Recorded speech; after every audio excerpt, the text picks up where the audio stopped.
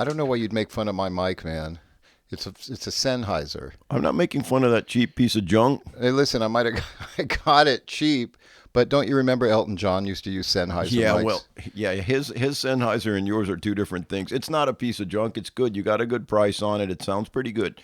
Sounds as good as the 58. Well, Remember some dude at the Guitar Center in like 1976 showed me a Sennheiser. It was all squared off with that really chromy looking head on it. Yeah, everybody knows those. Stevie Nicks used them. They all used them back in the day. That's a regular dynamic vocal mic right there. Oh, okay. You got a good price. I mean, what are you going on about?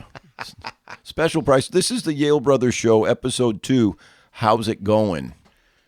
Yeah, how are you guys muddling through? Seems like we're all in various stages of reopening. I guess so. We're opening pretty well down here. Yeah, we finally got out and played our first show since the shutdown. Yeah, that went all right, except that we're getting a little cozy at the bar a little later as the drinks started flowing, but it was pretty reasonable. This was at a place called LuLu's, North Myrtle Beach. Do you guys know that place? It's touted as Jimmy Buffett's crazy sister's place. Lucy Buffett has got 3 locations, one in North Myrtle Beach, South Carolina, and then Destin, Florida, I believe, and Gulf Shores, Alabama. It's pretty cool. It's a pretty wide, open, colorful, beachy type place. What a surprise. We're happy to be there. We're there a couple times a month through September. Boy, are you getting paid for that or what? And here's another song from our hair days. Hair days?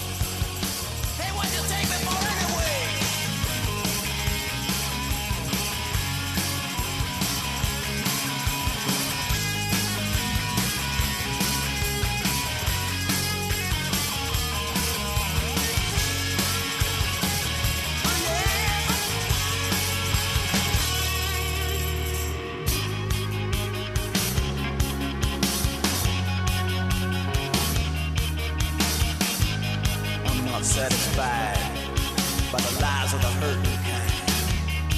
All the people around her, soaking up what she had to say, and the faces that surround her, that turn their heads away.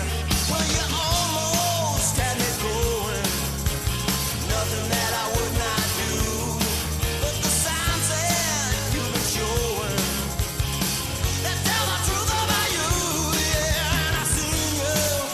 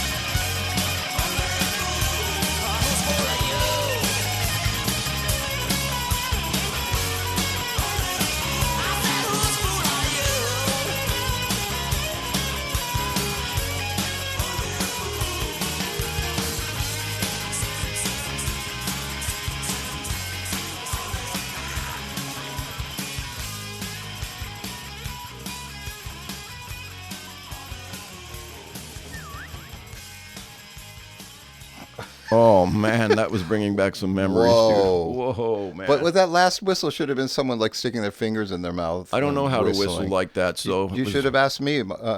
I learned how. No, you deafened me in an elevator. No, that was Jim Alden, who was the drummer on this track. We have Jim Alden on drums. He deafened you Well, in With a more whi- ways than one. with a whistle in an elevator. Yeah. Whoa, Jim, that's you hear another that? story.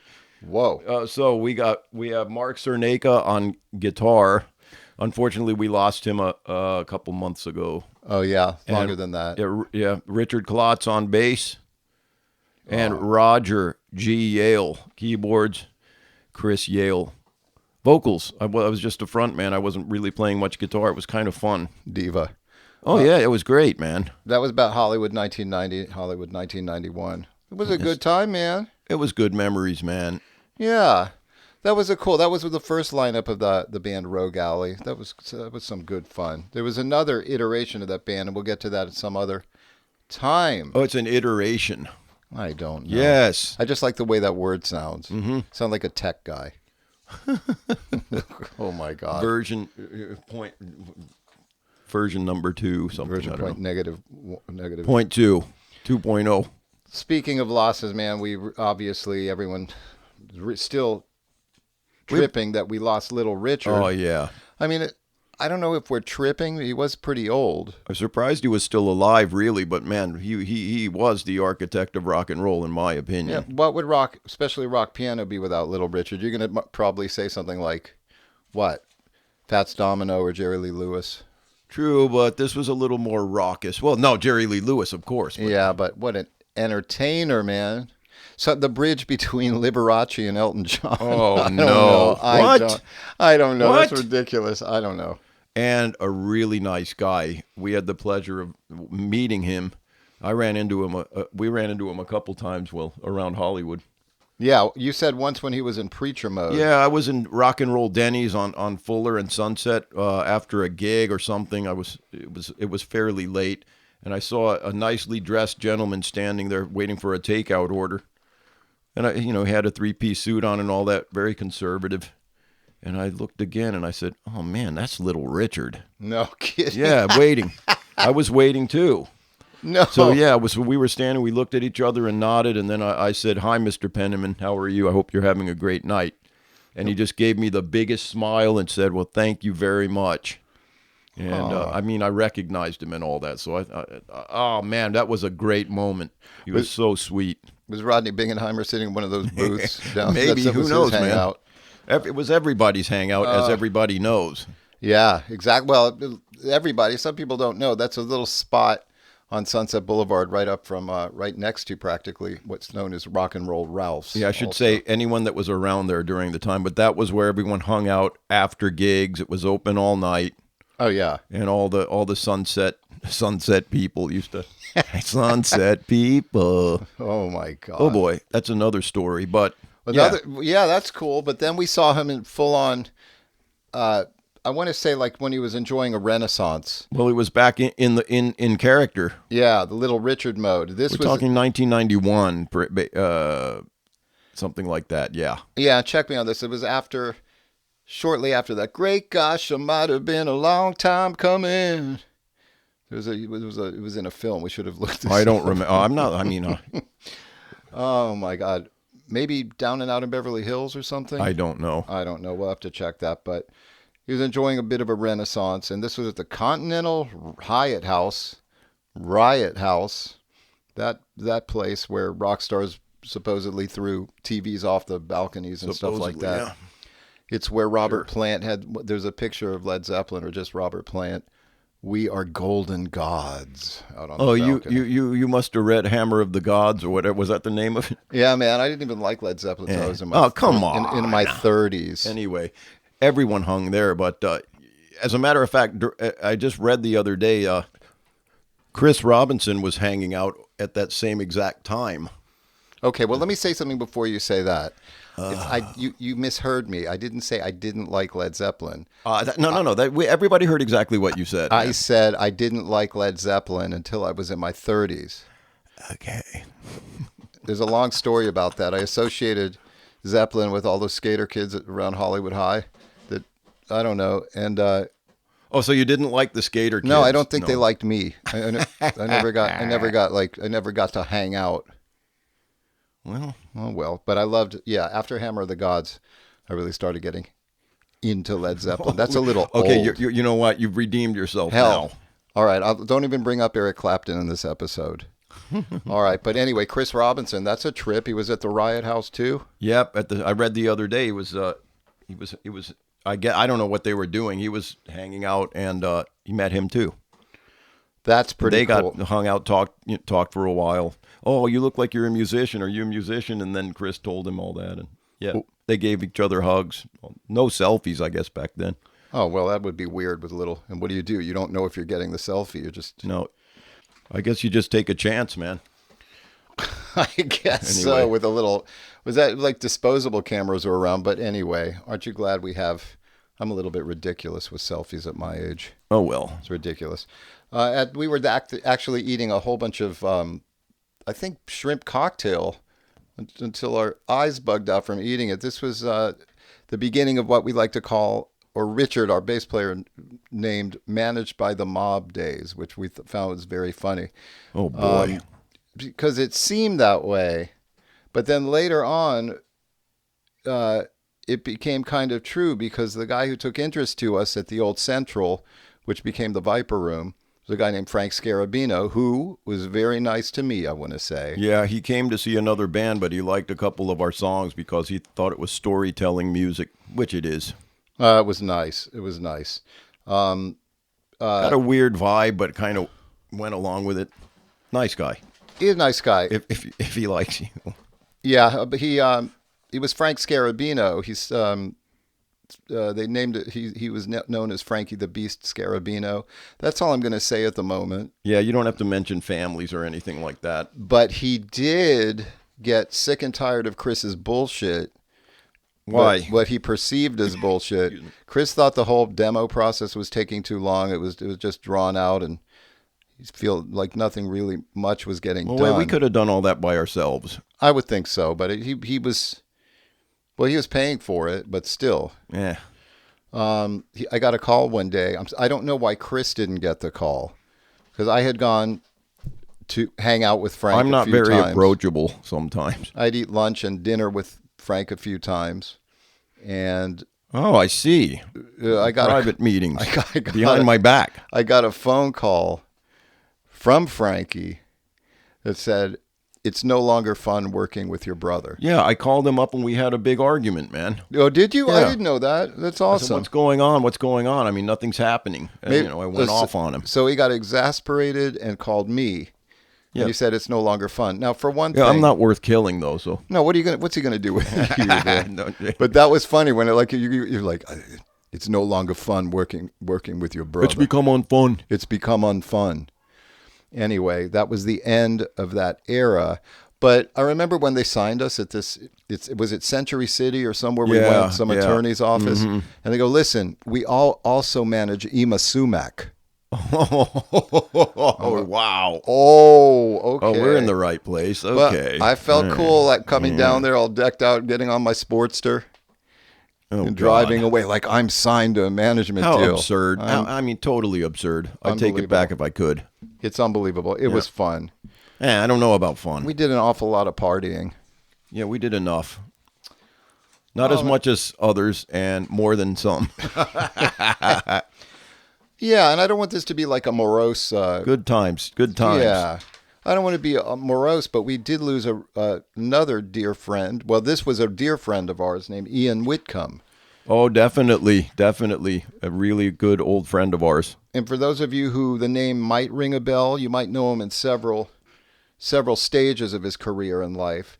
Ian came to fame with a pop song called "You Turn Me On" in 1965. Remember, Chris? Yeah, in the British invasion, and all that. Yeah, and we're in the show notes. Of course, I don't remember initially, but I remember it. Yeah. Oh, you weren't at the Shindig taping? No, I was 3. Well, in the show notes, I'm going to put a link to the Shindig taping, but it's, you really turn me on. Dun, Thank dun, you. Dun, dun, dun, dun, dun, dun, dun. That's my song. Dun, dun, dun. Man. Chris is wondering if I'm clipping. Yeah. But I got to tell you, And there's also like great things like Where Did Robinson Crusoe Go with Friday on Saturday night. Oh yeah, he was all over the Dr. Demento show and all that. Yeah. You know, like little novelty songs like that. And he also Yeah, but that wasn't his song. I think it's an Eddie Cantor song. maybe. I could yeah, be I think wrong. so. No, but he was the master of old rag stuff like that on the ukulele. Well- musicologist. He was awesome. Yeah, Dr. Demento. That's interesting. But No, I'm talking about Ian, man. He did the fun stuff, but he was Grammy winner for yeah. old school music like that. Yeah, Anyway. I want to talk about the Grammy. I also want to talk about he was on Dr. Demento with what's the other song? I'm looking over my dead dog Is that Rover that I hit with the power mode. Oh, that's pretty good. There is. I'm going to put a link to that too. Okay. That's kind of funny. My dead dog Rover. Yep. What a subgenre that is. Yep. He did win a Grammy though. Yeah. Yeah, he did. You were right. For his recreation of the music played aboard the Titanic, right? That would have been, yeah. That I think it was the music played aboard the Titanic in the movie. Oh, I don't know. I have no idea, dude. But he won a Grammy, but it was for in 1998 for package design. Oh. And a nomination for Ian's liner notes. Titanic, music as heard on the fateful voyage. Oh, okay. Package design. Grammy winner nonetheless, though. He was also an author. Yeah. You mentioned in a conversation with me, you remember After the Ball? Yeah. Pop music from rag to rock. Sure. I mean, so it took you kind of a big overview of the origins of pop music and its trajectory into pop culture. But he was well known for the use of the ukulele before that big resurgence of the uke. So, Yep.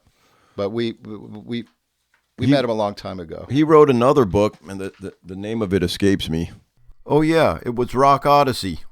Well, it's on my bookshelf. He inscribed it to me because I recorded an album with him. Yes. I recorded an album with him called The Boogie-Woogie Jungle Snake. A few novelty songs and some really cool other kind of old rock and roll style songs. But speaking of Little Richard, Lee Allen was on a few of those tracks, and I had the pleasure of recording with him. I went to one of those sessions with you, man. It was, Oh, yes. From what I remember, it was pretty cool. I was tripping balls. Oh, yes, I remember that. You were sitting in my van at break. Yeah. Were you tripping balls? I sure hope not. I don't know. I really don't think so, man. It would be quite unprofessional. Oh, okay. Then I guess I was the only one tripping You were just balls. hanging. I don't think I was. The No, interesting. I could have been. I don't know. I wouldn't know. I don't remember. I'm not my brother's keeper. No, but I don't think so, man. You had some free time on your hands. You decided to come along to the studio. If you don't have free time and you're tripping balls, there's something weird going on. Yeah, imagine going to work anyway. I kept tripping on this dude named Ronnie Barron. Yeah, he was the musical director. He was a trip. Yeah, for that project, but he's a New Orleans guy, man. He was Dr. John's music director, and he was hired to do this. He collected all the musicians and everything. Also, Big Jay McNeely was on a couple of the tracks too. Oh yeah, I remember Ian talking about that. Yeah, he was stoked about having all these cool cats on this. He always has surrounded himself with good people. Yeah, in fact, like even down here. I'm not talking about me. The other day I was talking to local, I believe he's an allergist and immunologist. Oh yeah. But he's also big on ukulele. Give him get his card. Yeah, his name is Joe Moyer. He's awesome. yeah. He's always active down here. True. Oh, I know Dr. Joe, yeah. I understand he throws a hell of a 4th of July party. Yeah, we've been invited for years. We're always working. Yeah, that's the retail life, man. Also, though, so Dr. Moyer was like all about Ian Whitcomb and talking about him, and he brought up Robinson Crusoe. He loved all that stuff. But we're forgetting something. Ian's also the guy who played our song on the radio back in the day. Oh, in the yeah, early on 80s. KROQ. Yep, our demo. Ian was Yep. a DJ at KROQ. That's awesome. Is that incongruent that he was a DJ on a station like KROQ? Not at all. It was pretty freeform back then, and people basically did whatever they wanted to. It was Yeah. early 80s. Yeah, 81. man. Yeah, perfect. And he knew that we rehearsed downstairs at the Magic Hotel, and he came to have a listen. And Sure Well, enough. he knew us for years before Yeah. then, but Yeah. since we were kids. Oh, yeah, he was a friend of Dad's for a long time, too. And Yep. another great friend of ours, Roy Mosley, who surely we'll be talking about at some point. But what fun, but he played it, and Chris and I waited and waited. And I think we were played right after or right before I Like Living in the City. Is that Fear? Oh, I think it was. I think so. I don't know, but I mean, very diverse mix of stuff back then. Well, that was... So that's that. Let's bring it into the present now. So Yeah, we're making it to Myrtle Beach. Town is slowly starting to reopen. It's a little odd. Some people want to wear masks, some people don't. It's odd. I'm sure. I mean, we're not alone. it's a shit show. Let's face it. Yeah, But business is coming alive, and people need to get back to work. So that's good. God bless them. yeah, Let's be sensible people and do it right, though. We don't want to be shut down again. exactly. Another friend of mine that we ran into at LuLu's. I said, "Hey, man, what's going on?" He shook out his hand by reflex. Oh, I mean, yeah. He's a hugger, And you just kissed him and instead. instead. Yeah, That's okay. awesome. But God, what nice memories tonight. Yeah, very nice. We That thank you guys for coming on this journey, whoever's taken the time to have a listen. Yeah, we'll be back soon. We appreciate you being here. That's awesome. Yeah, and again, you can find us, www.facebook.com/The Yale Brothers. contact us, yalebrothers@gmail.com. We're going to be working on a few things. Meanwhile, we're going to leave you with this outtake we found hanging around our hard drive. Thank you for listening. This is Chris Yale for the Yale Brothers. Talk to you next week. How about our times in Hollywood, man? Hey, that shit was funny. The Garden Court Apartments. I don't know those. You don't remember though that No. slum on La Brea and Hollywood Boulevard, that big old rundown building? Kind of. People would know that shit. Is that near Motorama? The old No, that's not Orange. no. Where was it? La Brea and Hollywood Boulevard, man. Right across from where the Seventh-day Adventist church is. No, man. Oh, that wasn't that. That was Christian. Christian Yeah, look. Scientist. Yeah. I'll show you right now. Oh, Oh, the Garden Court. How many stories was that? 2, Oh, look at that. I don't have my glasses. 3, 4 Oh, stories. I remember that decrepit old place. Oh, Anyway, yeah. Look at Garden that. Court Apartments on Hollywood Boulevard, Oh, yeah. just east of La Brea. When did they tear that down? I don't know, but it probably was really old-fashioned and cool. Cheech and Chong. Oh, Remember yeah. that place? Look at that. It was right on the corner, man. Yeah. Yeah. We lived right by there. Right. We talk about stuff growing up on. I love the theme of Franklin and Orange theme for some of our podcasting. I think blogging about that stuff is important to keep the history and tradition of those times alive. Oh. Alive. You know what I mean? So Hollywood, our little musical efforts, Hollywood Professional School, Little Hollywood- musical efforts. Yeah. I never ever been to the Rainbow. You can